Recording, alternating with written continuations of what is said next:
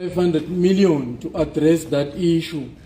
But nababuke emuva 2016 ngathi bekule 800 million plus. Kepha namhla 9 years later kubiyelwa emuva.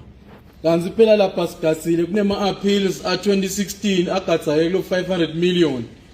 Kunema issues lebalethi te cabinet itayisota indzaba ya phase 2 kusala le review ilakhathi kulo 5 million. Bakhulumile bahlonishwa ngehousing allowance len 601 ek7 Tembus ilakhathi kulo 500 million. So speaker siyacela ukuthi asaphinza kubukete umhlonishwa finance lokuthi engabe vele kusibeka kahle nisilive lokho kukahle ukuthi kwendeke. Sengiyalapha ke speaker endzabeni ya ICC yelihotela lelakhiwa.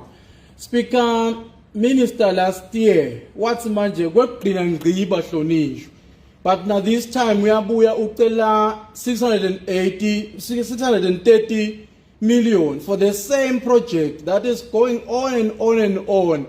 Mine Mr Speaker ngicabanga ukuthi asekubuketwe nanke ema benefits noma ke lokusitakala kwalesive hayi kwe project yinye lesayithethe isikhathi lesithe yadla nemali lenyenda. Umbono wami nje uthi lo 630 asithathe 500 million simbuyise lapha ku salary review kuyothi 1 billion, sithathe 100 million simfaka micro project, sithathe 30 million sinike DPM ime nje lenzaba yale ICC le.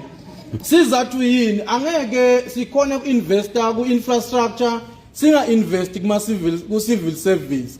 Bayakhala speaker mhlambe thina sinete sakhala mhlambe sidla kahle ngathi. Kepha na uphuma le makhaya uya le makhaya speaker everyone uyakhala. Lana nje sesifile dingcingo ebahlonishwa. Lo 500 million like really is it real or it's an insult? And obviously it's an insult to the whole nation.